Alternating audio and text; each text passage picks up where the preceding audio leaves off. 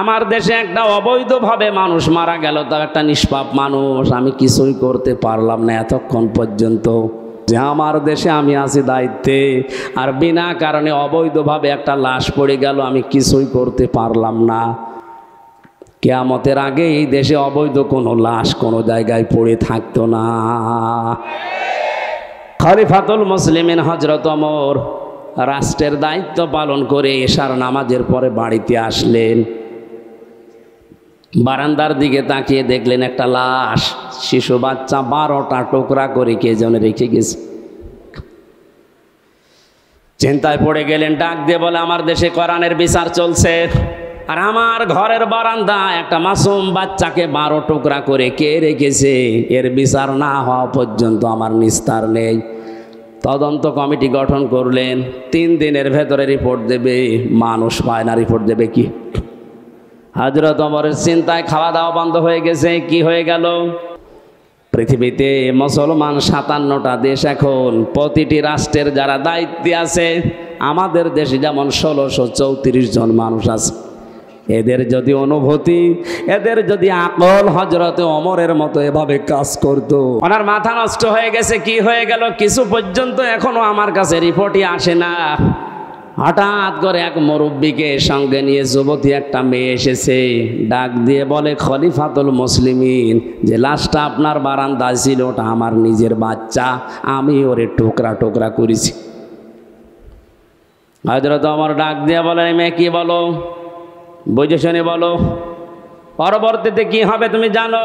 মানুষ হত্যা করার যে বিচার কোরআনে আছে সূরা বাকারায়, বলে, হ্যাঁ আমি নিজেও কোরআনের হাফেজা, আমি নিজে জানি যে এর বিচার কি হবে।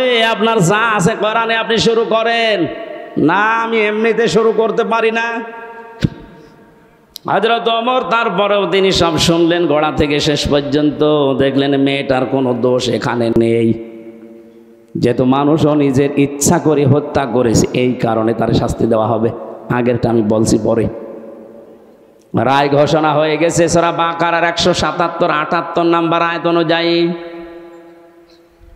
কুতিবা আলাইকুমুল কিসাসু ফিল কাতলা, এই আয়াত অনুযায়ী তিনি রায় দিলেন। হঠাৎ করে 3 জন যুবক এসে বলে, খলিফা বিচারের রায়টা একটু থামান, ও দোষ ওই মেয়েটার না, ও দোষ আমাদের। বাবাকে নিয়ে জঙ্গলের পাশে বসবাস করতে মেয়েটা, 3 জন শিকারে গিয়ে যৌবনের তাড়নায় পড়ে মেয়েটাকে দেখে বাবাকে বেঁধে রেখে ওর সাথে আমরা অন্যায় আচরণ করি, শেষ পর্যন্ত আমাদের কারণে মেয়েটা গর্ভবতী হয়েছে। যদি বিচার করা লাগে তাহলে আমাদের করেন।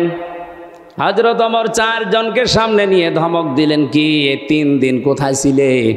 আমার এত বড় টেনশনের ভেতরে রাখলে কারণ কি? আমি চিন্তায় আমার খাওয়া দাওয়া ঘুম বন্ধ হয়ে গেছে। 3 দিন ভেতরে আসলে না, এখন হঠাৎ করে সব একটা একটা করে বের হচ্ছে। যুবকেরা বলছে, খলিফাতুল মুসলিমিন, আমরা যে সময় অন্যায় করেছিলাম ওই সময় আসতে চেয়েছিলাম, মনে মনে ভাবছিলাম যদি ধরা না পড়ি তাহলে তার অসুবিধা নেই, কিন্তু কোরআনে কারীম আমাদেরকে বাঁচতে দিল না। যেখানে যায় আমাদের কোরআন শান্তিতে থাকতে দেয় না, বারবার পেছনে যেন তাড়া করে বেড়ায় আমাদের বিবেকের ওপরে। যেটা করেছো যদি এই গুনার বিচার দুনিয়ায় না হয়, কিয়ামতে আল্লাহ এই পাপের বিচার ডবল করে করবে।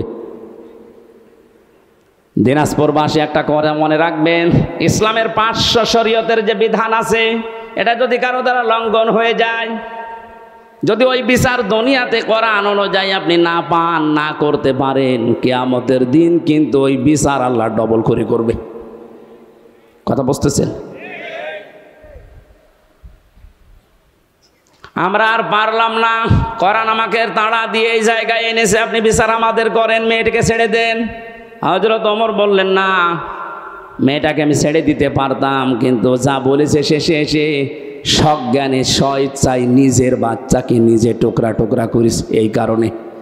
মেয়েটা এবার বলে, খলিফা আপনি তো এতক্ষণ শুনেছেন আমাদের দোষ না, আমার কোনো দোষ আসলে ছিল না, আমি তো নিরীহভাবে বসবাস করছিলাম। যুবকরা যৌবনের তাড়নায় শয়তানের ধোকায় পড়ে আমার ইজ্জত সম্ভ্রম নষ্ট করেছে। গর্ভবতী হওয়ার পরে বাচ্চাটা দুনিয়ায় এসেছে, মনে করলাম মাসুম বাচ্চা, এর তো দোষ নেই, কিন্তু এর জন্ম তো ঠিক নেই। আমি কোরআনে কারিমের হাফেজা, আমার পড়া কোরআন আয়াত আছে। কোরআন আমাকে বারবার ডাক দিয়ে বলে অতুল্লিম বাদা যালিকা সানিম। আল্লাহ পাক জানিয়েছেন এই পৃথিবীতে কোরআনের ডাইরেক্ট ইনডাইরেক্ট যারা বিরুদ্ধে আছে তাদের 9টা গুণ আয়াতের পরবর্তীতে আছে। তাদের চরিত্রের ভেতরে 9টা গুণ পাওয়া যায়। 1 নম্বরে আপনি যখন দেখবেন কোরআনের বিরুদ্ধে ডাইরেক্ট হোক ইনডাইরেক্ট হোক কেউ যদি অবস্থান নেয়, ওটা সানিম, বদমেজাজি, ওটা যার সন্তান। আমি তো দেখতে পেলাম এর বাবা ঠিক নেই। এর বাবা তো একজন না কয়জন, 3 জন বাবা মিলে ওরে জন্ম দিয়েছে, ওটা যার সন্তান। আমার পেটে এসেছে তাতে কি, জন্ম হয়েছে, বড় হওয়ার পরে আমার পেটের সন্তান কোরআনের বিরুদ্ধে অবস্থান নেবে, আমি মা হয়ে দেখব, তখন তো আমি মুরব্বী হয়ে যাবে, ওরে কিছু বলতেও পারবো না। এই জন্য ছোটবেলায় ওরে বিদায় করে দিলাম যেন আমার পেট থেকে পড়ে কোরআনের বিরুদ্ধে না যায়। আপনি এই কারণে আমার বিচার করেন। আমি ঘটনা বলার উদ্দেশ্য না। ফাস্তা জাহারাহু পড়তে যে আমি পেয়েছিলাম, কোরআন যদি এজহার থাকে, কোরআন যদি কায়েম থাকে, আমরা গুনাহগার, গুনাহ আমরা করবই, কারণ এটা আমাদের অভ্যাস, আমাদের স্বভাব। কিন্তু কোরআন আপনাকে বেঈমান হয়ে মরতে দেবে না। গুনাহ করলেও দুনিয়া থেকে বিদায় নেওয়ার আগে এমন কায়দা, এমন কৌশলে, এমন জায়গায় ফেলবে আপনি যেন নিষ্পাপ হয়ে মারা যেতে পারেন। মরণের পরে এই পাপের শাস্তি যেন আর পাওয়া না লাগে। এই জন্য কোরআনে কারিম যদি আমরা এজহার করার চেষ্টা করি, হালালকে হালাল আমরা মানতে পারবো, হারামকে হারাম জানার পরে আমরা মানতে পারবো। আর যদি এজহার না থাকে, আপনি যতই সফিগিরি করেন, এই যে টুপিটা মাথায় দিয়েছি মনে করছেন অনেক সুন্দর লাগছে দেখতে, এর ভেতরে সুদ আছে। প্রশ্ন আসতে পারে আপনি 200 টাকা দিয়ে টুপিটা কিনে এনেছেন, আপনার তো সুদের টাকা না। হ্যাঁ ঠিক আছে, কিন্তু এই টুপিটা যে ফ্যাক্টরিতে তৈরি হয়েছে, ও ফ্যাক্টরির মালিক লোন নিয়েছে। এই কথা বলছেন এখন।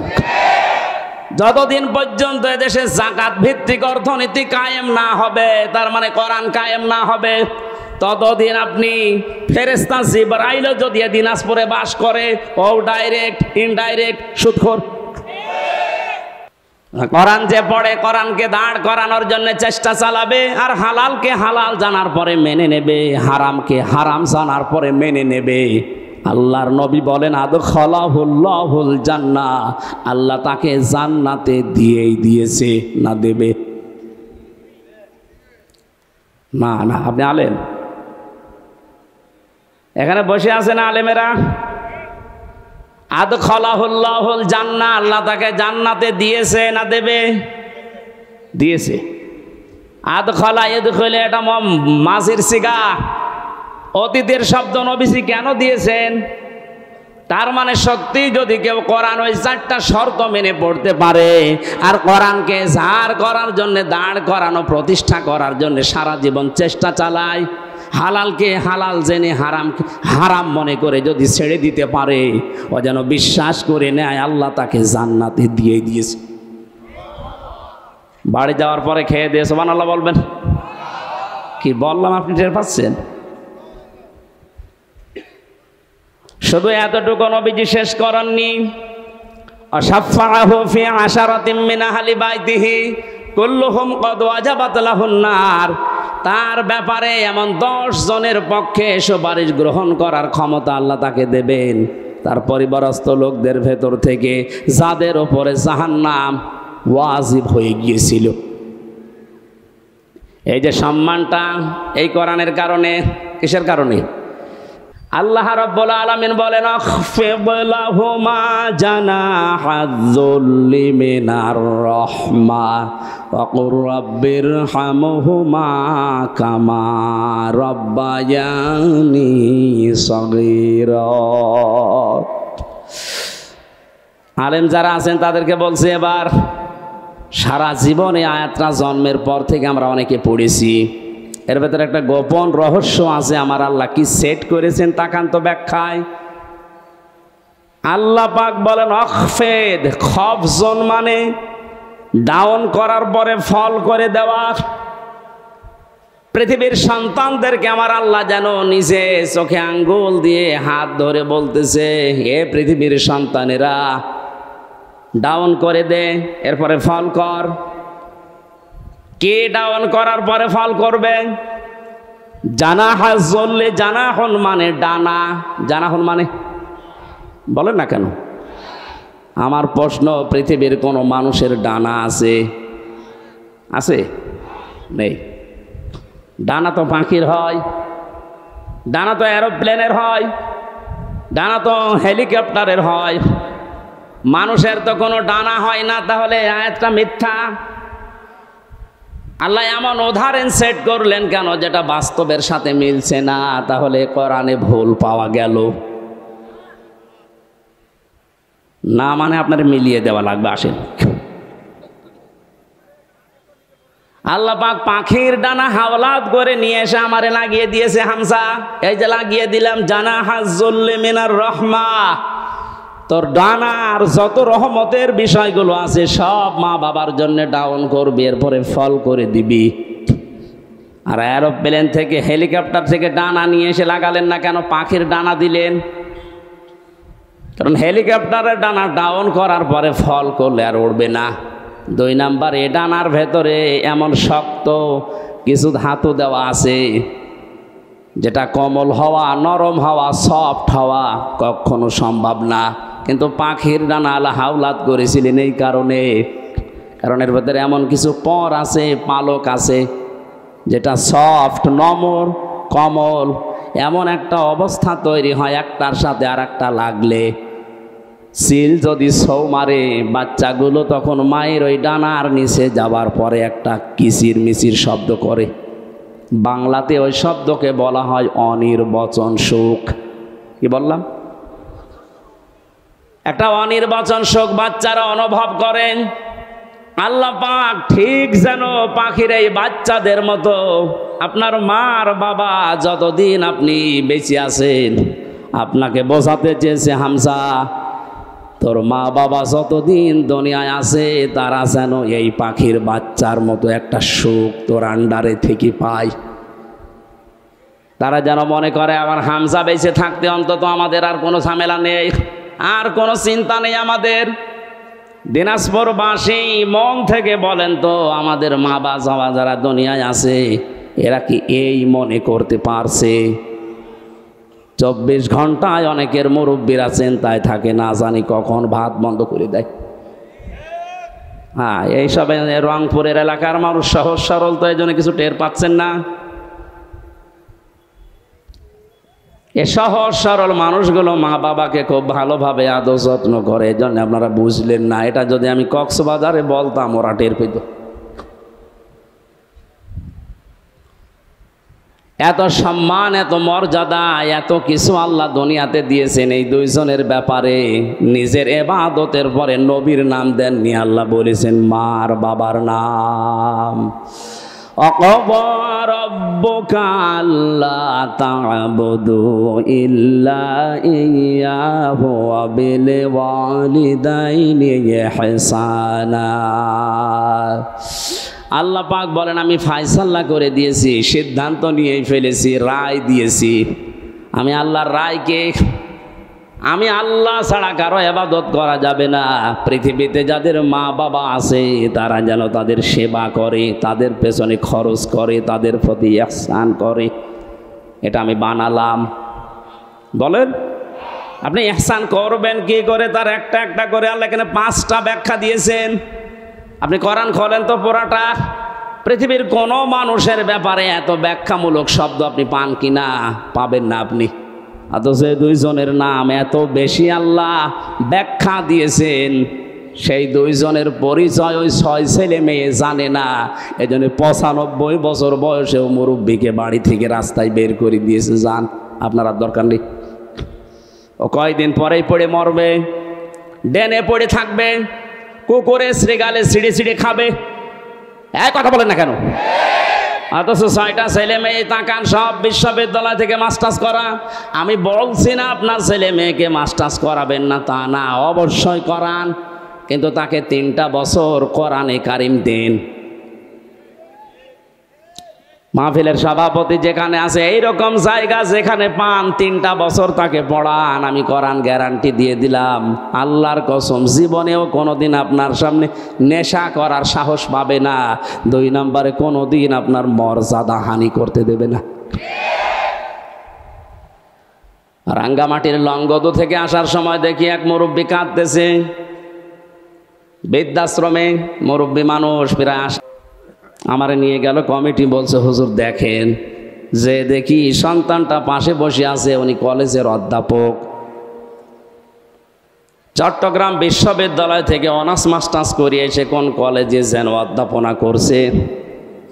আজ 1 মাসের বেশি হয়ে গেল এই মাকে রেখে গেছে বৃদ্ধাশ্রমে। 1 মাস মরে পরে যেহেতু টাকা দেওয়া লাগে, আজকে এসেছে টাকা দেওয়ার জন্যে।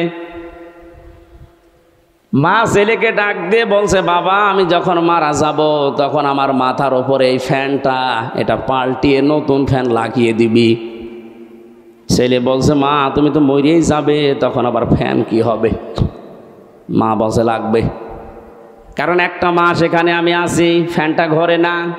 কর্তৃপক্ষকে বারবার আমি বলেছিলাম, কিন্তু ওরা কথা আমার শোনে না, কারণ তুই তো টাকা দিয়ে যাস নাই। 1 মাস পরে আজকে ওরা খবর দিয়ে তোকে নিয়ে এসেছে। বাস্তবতায় আমি যেটা দেখলাম, আমার তো মনে হচ্ছে আমি মারা যাওয়ার পরে তোর যখন এই বয়স হবে, তোর ছেলে মেয়ে মিলে তোরেও এখানে দিয়ে যাবে। তোর তো আবার ফ্যান ছাড়া ঘুম হয় না, ছোটবেলা থেকে তোকে বাতাস দেওয়া ছাড়া আমি ঘুম পাড়াতে পারি না, তোর কষ্ট হবে রে বাবা, তুই আগে থেকেই ব্যবস্থা করে যা, আমি মারা যাওয়ার পরেই তুই ফ্যানটা পাল্টিয়ে দিবি। দেখলাম ওর সামনে ওর হাতের ওপরে মা মারা গেল, হাও মাও করে কেঁদে বলছো, হুজুর এ দোষ শুধু আমার একা না, এ দোষ আমার বউর। আমার 2টা ছেলে মেয়ে আছে, তাদের মুখের দিকে তাকে আমি তালাকও দিতে পারি না। শেষ পর্যন্ত বউ আমারে বারবার এ তাড়না দিয়েছে, এ বুড়ি বাড়ি থাকলে তোমার ভাত আমি খাবো না। আমি তো সংসারটা ভাঙতে পারলাম না। মাকে এই বৃদ্ধাশ্রমে শেষ পর্যন্ত রেখে গিয়েছিলাম। বাবা আমার 10-12 বছর আগেই মারা গেছে, বহু কষ্ট স্বীকার করেছিল মা আমার জন্যে, প্রতিদান আমি দিতে পারলাম না, আজকে আমার হাতের উপরেই মারা গেল। দিনাজপুরবাসী, বান্দরবন, রাঙ্গামাটি, লংগদু শুধু ওই মুরব্বী না, আমার মনে হয় অনেক মানুষ এখন দিনাজপুরে ওই রকম অবস্থায় আছে। আমি যেটা বোঝানোর জন্য পর্যন্ত এসেছিলাম, ছেলে হোক মেয়ে হোক, আগে 3টা বছর তাকে কোরআনের সাথে পরিচয় করান। ওর অন্তরটা মানুষের অন্তর হবে, উজাড় গৃহ শয়তানের ঘর হবে না। তখন আপনি কি ও বুঝবে যে আল্লাহর পরে আপনার স্থান, তামাম দুনিয়া একদিকে চলে গেল, আপনাকেও ছাড়বে না। এই জন্য দায়িত্বে যারা আছেন আমি আবার আহ্বান জানাচ্ছি, শুধু আমরা একা মরবো না, একা ঝামেলায় পড়বো না, আপনিও ঝামেলায় পড়বেন। কোরআনে কারিমকে এখন এই কম্পালসারি করেন, আপনিও বাঁচবেন, আমরাও বাঁচতে পারবো। কথা বলেন ঠিক কি না? যে কোরআন না থাকলে মানুষের হৃদয় আর হৃদয় থাকে না, শয়তানের ঘর হয়ে যায়, উজাড় গৃহ হয়ে যায়। সেখান থেকে বাঁচাতে আজকের এই যুব সমাজ কোরআন কিছু না কিছু হলেও আমাদের অন্তরে যেন প্রবেশ করে। আয়োজনে যারা আঞ্জাম দিয়েছে আমরা খুশি হয়ে ধন্যবাদ দিয়ে বলছি আলহামদুলিল্লাহ। নবীজি জানিয়েছেন, মান ক্বারাআল কোরআনা, যে ব্যক্তি কোরআন পড়ে, এদিকে তাকান, মান ক্বারাআল কোরআনা, যে ব্যক্তি কোরআন পড়ে, ফাস্তাজহারাহু, এবং একে এজহার করার চেষ্টা করে।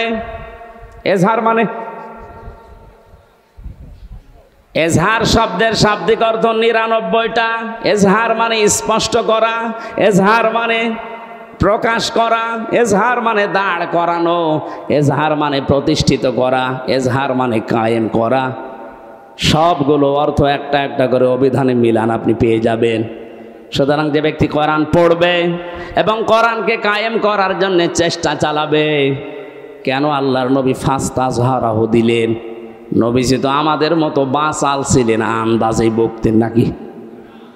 ওনার প্রতিটি কথার ভেতরে কোনো না কিছু লুকিয়ে আছে। এর পরের শব্দের দিকে তাকান, ফাহাল্লা হালালাহু ওয়া হারামা হারামাহু, এই যে ফা দিয়েছেন মাঝখানে, আগের দুইটা শব্দ বলার পরে ফা দিয়ে বাক্য আরম্ভ করলেন কেন? হালাল হারামের কথা এখানে বলার কথা ছিল না? কোরআনকে ইজহার করার পরে তিনি ফাহাল্লা হালালাহু ওয়া হারামা হারামাহু দিয়েছেন এই কারণে। কারণ কোরআন যদি প্রতিষ্ঠিত না থাকে, কোরআন যদি কায়েম না থাকে ব্যক্তি, পরিবার, সমাজ, রাষ্ট্রে, তাহলে ওই দেশে বসবাস করে এমন হালাল জিনিস আছে হালাল জানার পরও মানা যায় না। এটা তো বাংলাদেশে নেই। আমার কথা কি বুঝতেছেন? কোরআন যদি ইজহার না থাকে, কায়েম না থাকে, হারামকে হারাম জানার পরও ছেড়ে দেওয়া যায় না এমন জায়গা এদেশে আছে। এবার শব্দের দিকে খেয়াল করেন। মান করাল কোরআনা, শব্দটা করা দিয়েছেন। পড়া কোরআন শরীফ পড়ে আমি পেয়েছি কোরআন পড়ার ব্যাপারে যত শব্দ, 3টা শব্দ সবচাইতে বেশি। করা, রাতালা, তালাওয়া, কয়টা? অবিধান দেখেন, এই 3টা শব্দের শাব্দিক অর্থের ভেতরে 4টা শর্ত আছে। যে ব্যক্তি কোরআন পড়তে চায় তাকে শুদ্ধ করে পড়া লাগবে। যে ব্যক্তি কোরআন পড়তে চায় কোরআনকে তাকে বুঝতে হবে। আমি নাম নিলাম না, একজন মনে করেন এখানে আছে তার বাবা মারা গেছে, সভাপতি সহ আমার মতো আরো 5 জনকে নিয়ে বলছে হুজুর কোরআন খতম করে দিন। পড়া কোরআন খতম করে ফেললাম। উনি আমাদেরকে খাবার দাবার, হাদিয়া, দফা, সম্মান দিয়ে বিদায় করবে না করবে না? বলেন না কেন? পড়া কোরআন শরীফ শেষ করে হাদিয়া দফা দিয়েছে, খাবার দাবার দিয়ে সম্মান দিয়ে বিদায় দেবে।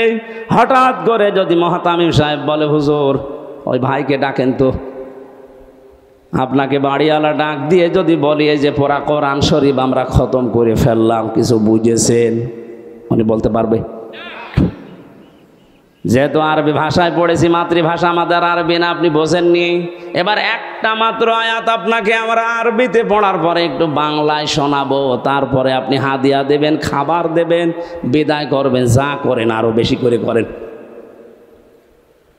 ওনার সামনে আরবি আয়াতটা তেলাওয়াত করেছে সুর দিয়ে, ফাহাল্লা হালালাহু ওয়া হারামা হারামা ওয়া হাল্লাল্লাহুল বাই'a ওয়া হারামার রিবা।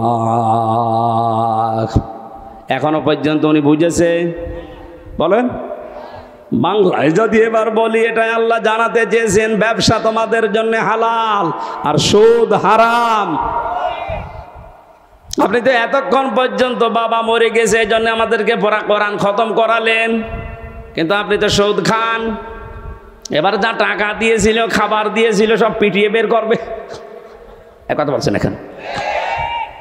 আর সম্মান এতক্ষণ যা দিয়েছিল বলবে কি আপনি আমার গোপন জায়গায় হাত দিলেন, টাকা আপনাকে দিচ্ছি, দাঁড়ান। যেহেতু আমাদের মাতৃভাষা আরবি না, এই জন্য আমরা হয়তো বুঝি নাই। গালি দিলে অনেকে মনে করে যত দোয়া করছে, কিন্তু এই শব্দটাই আবু জেহেল, আবু লাহাবের সামনে যখন নবীজি পড়তেন, ওরা সুদের মহাজন ছিল। কি ছিল? ওরা বুঝে ফেলেছে যে মোহাম্মদ কি বলতে চায়। তখন আর বাংলা, ইংরেজি, আরবি, ফার্সি, উর্দুতে ব্যাখ্যা করা লাগতো না। আরবি পড়লেই ওরা বুঝতো, কারণ ওদের মাতৃভাষায় আরবি। তো বাস্তবে বাংলাদেশে এমন অনেক জায়গা আছে হালালকে হালাল জানার পর, হারামকে হারাম জানার পরেও মানা যায় না। কোরআন যেহেতু এজহার নেই, এই জন্য আমরা মুসিবতে আছি। কোন মানুষ যদি কোরআন পড়ে এবং কোরআনকে বোঝে, যতটুকু বুঝবে তার উপরে ততটুকু বাস্তবে মেনে চলার চেষ্টা চালাবে। সাহাবা একরামের 2 পারা 3 পারা পড়তে সারা জীবন লেগে যেত। সূরা নাস আর ফালাক পড়তে হযরতে ওমরের 11 দিন লেগেছিল তার জীবনীতে পেয়েছি। অথচ আমারে পড়তে দেন সূরা নাস আর ফালাক, আমি 3 মিনিটে শেষ করে ফেলবো। তাহলে হযরত ওমর মনে হয় পড়তে পারতেন না, তাই তার এত সময় লাগলো কোন কারণে? যে আয়াত পড়তেন ওইটা তার প্র্যাকটিক্যাল লাইফে মিলাতেন। কুল আউযু বিরাব্বিন নাস, আল্লাহ পাক বলেন, নবী আপনি বলুন আমি আশ্রয় চাই মানুষের রবের কাছে। এখন রব কি? রবের অর্থ প্রধানত 19টা। উনি 19টা বিষয় নিজের জীবনে মিলিয়ে দেখতেন। রব মানে আইনদাতা, রব মানে প্রতিপালক, রব মানে উকিল, রব মানে এরকম যত আছে মিলাতেন, দেখি আমার জীবনে মেলে কিনা। যখন দেখতেন রব মানে আইনদাতা, আমার জীবনে আল্লাহর আইন আমি যতটুকু ওই সমর্থ আমি মানতে পারছি। রব আমার রিজিক দাতা, আমি আল্লাহ বাদে অন্য কাউকে রিজিকের উপরে ভরসা করি না, মানিও না। একটা একটা করে 19টা মিলিয়ে ফেলতেন। তখন বলতেন, পরবর্তী আয়াত দেন, মালিকিন নাস। আমরাও তো কোরআন এইভাবেই পড়ি।